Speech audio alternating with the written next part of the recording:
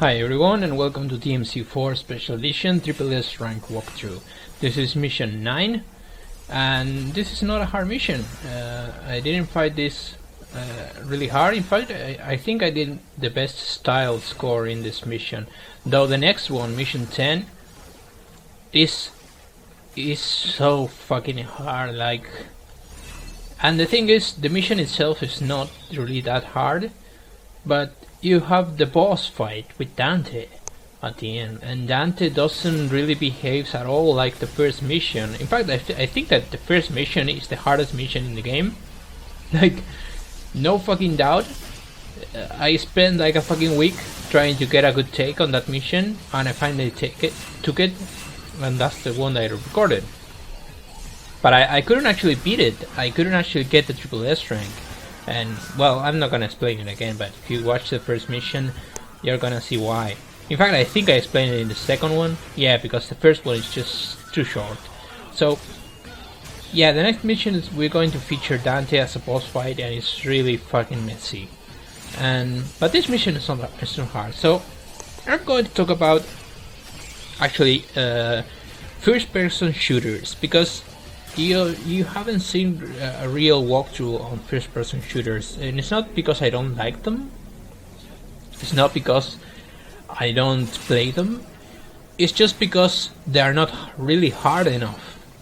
This is something that I watch year after year happen in the fucking world. Like, they don't actually improve the difficulty or challenge or like the artificial intelligence of the enemies. How fucking long have we played first-person shooters or even third-person shooters when we don't have an actual artificial intelligence that we are like amazed by it? Like, we are on 2015 and we are still on the fucking same artificial intelligence that I was watching on fucking Doom. Like, well, maybe I'm just, that's an overstatement, but like, for example, I've never been a big fan of Bioshock and Bioshock Infinite, and I'm already losing all the people hearing me right now, because that's something big to say, right? Because everyone loves Bioshock, it seems. But I grew on the previous Irrational games when Ken Levine, the same director as with Bioshock and Bioshock Infinite, made System Shock 2, and I think that's one of the easily the top 10 better, my favorite games of all times. And if you like, you are from a newer generation than me, that means I'm older, and you haven't really played System Shock 2, you're probably gonna love Bioshock, because it's basically the same fucking concept, except in an underground city, Rapture. And the thing is, System Shock 2 is such a better game in every aspect that Bioshock is basically a newer version of System Shock 2. The only difference that it's not about an artificial intelligence like Shodan. It's not in space, but it's basically, Ken Levine just basically redid the same formula, and it even feels like the same thing when Ken Levine released Bioshock Infinite. Now, I'm not gonna trash Bioshock Infinite because I actually like it, and I also like Bioshock. I don't really like Bioshock 2, but I do like Bioshock and Bioshock Infinite. In fact, I really like Bioshock Infinite, even though it's the same fucking game. What I like about them is the story, but I could never marry the gameplay with the story. You know, Ken Levine has this problem since Bioshock, and he didn't have this problem in System Shock 2. System Shock 2 marries a really good story and character development and gameplay, because it's not really a first-person shooter, as it's like from a first-person shooter perspective, but it's actually an action RPG. It has a lot of RPG elements. You have to pick a class, grow your stats, and get your character a little better. And Bioshock has a semblance of choice because you are choosing between oh my god, how they're called? The Vigors. Vigors were called in Bioshock Infinite.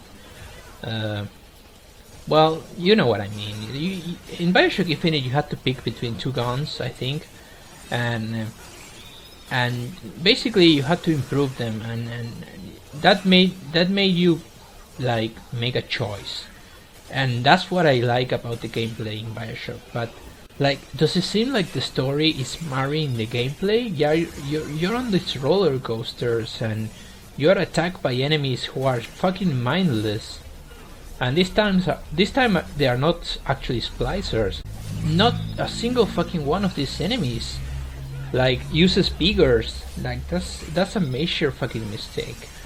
And then you have this thing in Bioshock and Bioshock Infinite when you die there are no repercussions. Like Bioshock was even worse about this in my opinion.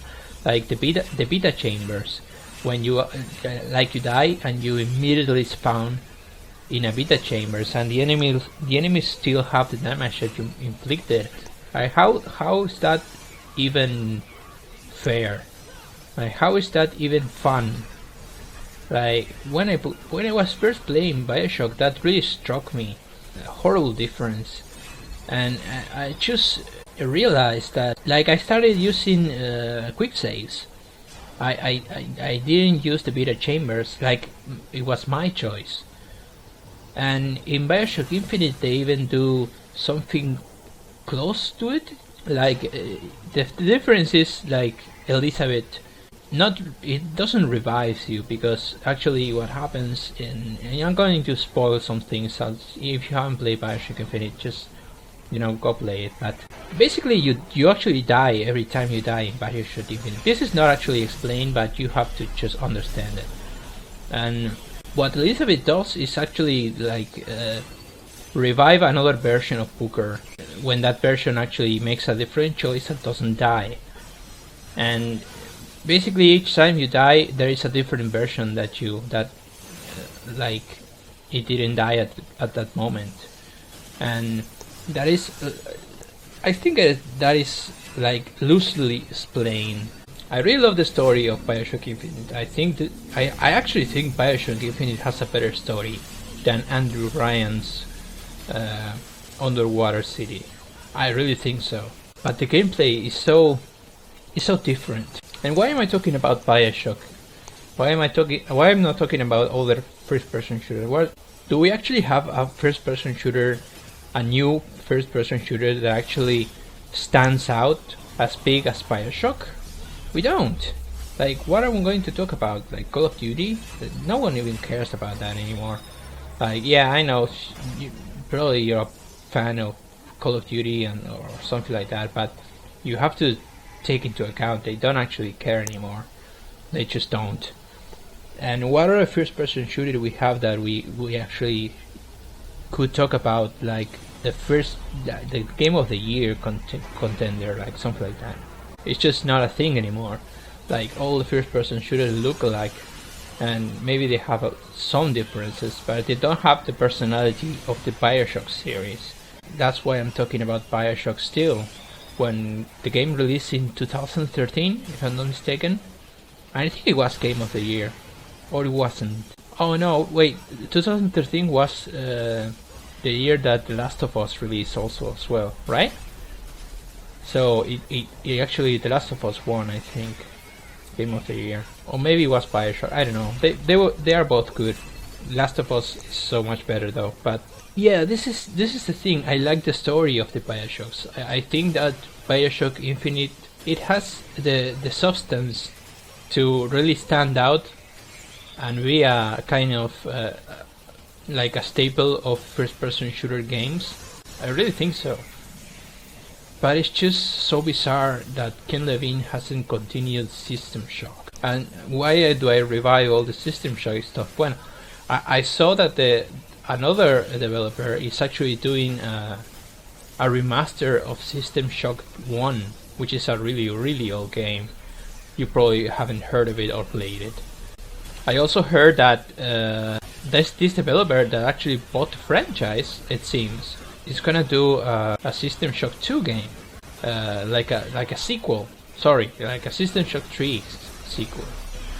But I don't think it's gonna be actually that good. I think the remaster could be a lot better in hindsight, because it's not gonna change the gameplay so much. But System Shock 3, I don't think that's actually gonna be good, because even though I say that Ken Levine did a lot better games like before, and I really think he's a really good developer, but I don't think he actually marries the story with the gameplay. He doesn't know how. Like, the gameplay was so bizarre in Bioshock Infinite. Like, those roller coaster things that you could ride, it made no fucking sense. And the enemies didn't use them a lot. And as I said before, the biggers, they don't use biggers. Like, why not? Like, they sell biggers on kind of like little shops all around the fucking streets, and they almost, like, the first thing that you do basically is go to a fair and just get a few biggers for free. And why wouldn't the enemies, why Comstock, I'm not gonna spoil the story, but why Comstock doesn't like immediately gives biggers to all your enemies if he's so worried that you could actually make a difference and do and you know, help Elizabeth, let's just say. Let's just not go into the story so much. But it just doesn't make sense what happens in the gameplay. I just played it because I like the story. I like Elizabeth, I like the story. But it's just a one-time play for me. You know, that's another thing. It doesn't have replayability for me. In fact, no Bioshock game, including Infinite, has replayability, because once I know the story, it doesn't. Not even with the new mode, 1999 mode, which is actually a lot harder. I just don't like the shield, which kinda looks like a hollow game. You know, you lose the shield before you lose HP. I don't like it. It has no semblance of personality. The game has no real difficulty because there is no reloading a save. You are just revived by Elizabeth. And yes, you lose money, but that doesn't really matter unless you're playing on 1999. And it's just I know it can be a staple for new FPS fan people, but I could never marry the gameplay with the story. And I think if the game married the gameplay with the story, it could have been a fucking huge game, totally different. So, but that doesn't mean I don't like them. I really like the Bioshock games. So I want to talk about a little about first-person shooters, because I don't have any content of first-person shooter, and I don't know if I will.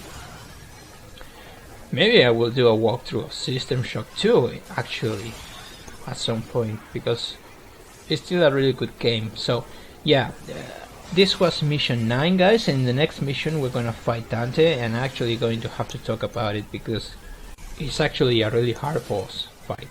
It's actually hard. So thank you for watching and take care.